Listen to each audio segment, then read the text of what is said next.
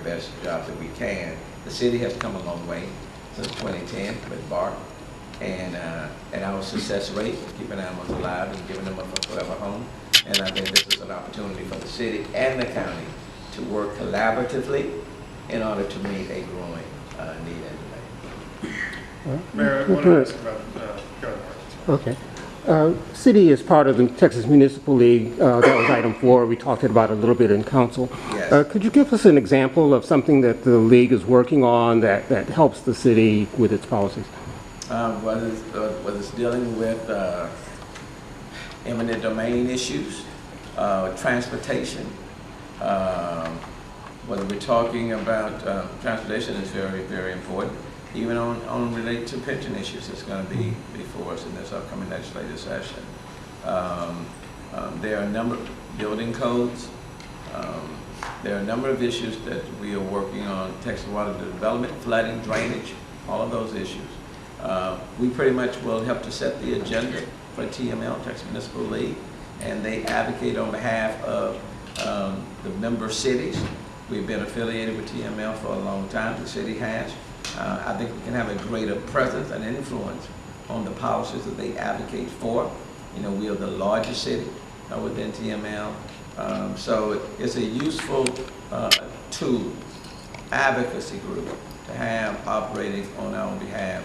We just need to let them know what's important to the city of Houston. That's why we continue to be in there. Thank you. So, Mayor, I wanted to ask about their 2 parks purchases today out of the fund. In West Houston? Yeah, that is kind of set aside for that purpose. Right. There's about 5 acres. The parks plan calls for hundreds and hundreds of new acres of green space and parkland over the next 25 years. Right. But the CIP doesn't have any land acquisition dollars set aside, and this fund is kind of it, unless the Kenders feel friendly again and write a big check. So what in your view is the most realistic way for the city to go about adding parkland? Well, certainly this is one way. I mean, we need more green space. We need more parks. I mean, the goal is to try to have a park within 10 minutes of where you live. This is one effort to try to get closer to that goal. And it's difficult to acquire more parks land without the resources. And you know, we'll continue to look at that, Mike, and we'll see what happens next year, somewhere around November 2017. We'll take a look at what may be on the ballot then. But it is important to have more parks and green space, as you heard around the city council table today. It's a part of building complete communities, and a part of building complete communities is having more, and not just parks just for the sake of parks, quality parks, functional parks, and green space. But this is just one tool when you're dealing with very, very limited resources, and we're just taking advantage of it. Mayor, one of the creative ways of handling that without resources was the Spark Parks initiative you just kicked off, and that's a way to do it without a lot of funding. Yeah, because I think we've identified, how many parks have we identified in the Spark Park for that? And there are 50 that are nominated. It's going to take care of 30 through that program. Right. And that's with generous funding, of course, coming from the Kenders and coming from others. So hopefully, we're very thankful to philanthropists, people in the private nonprofit community, Houston Endowment Fund. But from a city point of view, we're going to have to find creative ways or additional funding sources in order to purchase more park space, to have parks and to build them out so that they can be functional. And I guess as the last question on that, you referenced the rev cap and the bond issue, Yes. presumably coming next fall. But with the funding source that we have today, this dedicated fund, and have you talked about, considered any changes to that ordinance that would ramp up the money in that program or that fund? That hasn't been discussed. Not as of today. Mayor, about the Blue Chart program, in addition to this concept of complete communities, Yes. you have campaigned on, you're advocating for, et cetera. Are there other reasons you have decided to do it in your first year? For instance, Super Bowl is here in less than a little over 4 months. to present a better image of the city, which is going to have worldwide exposure. Could that be one of the reasons? Can you explain the motivation to do it besides complete communities?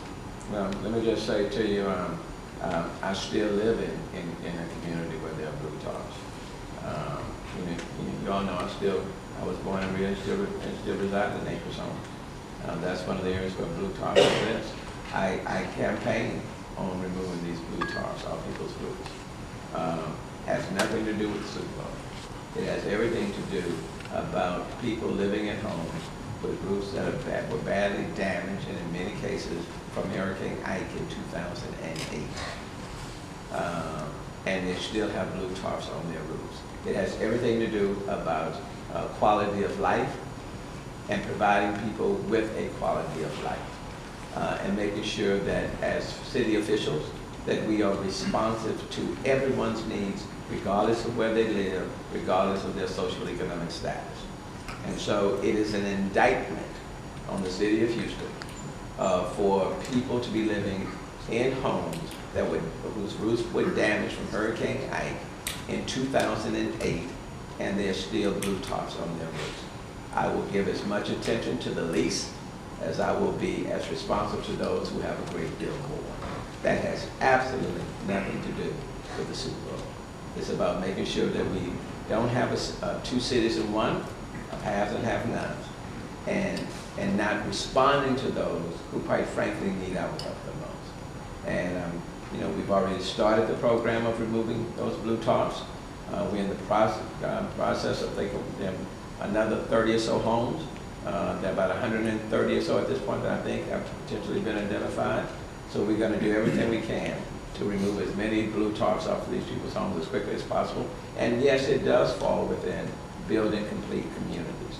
Because until you get to complete communities, we're not going to create more economic opportunity districts, okay? And so we should not restrict ourselves of having opportunity districts just to those districts that currently exist. But there are other areas that have the potential of being opportunity districts if we act on them. If we provide them with the resources that they need, then they can go from where they are right now and become opportunity districts. And I am committed to, while I am in office, to doing everything that I can to create more opportunity districts in this city. And if I don't do it, then shame on me. And then I will have not only let down other people, I will have let down myself. So the blue tops is just one of those indications, one of those things that need to be addressed in order to start building complete communities. And quite frankly, I don't want kids to be walking if there are sidewalks in these areas, walking on those sidewalks or living in their home, looking up in their roofs, and water is coming down, or seniors, especially seniors. We can do that.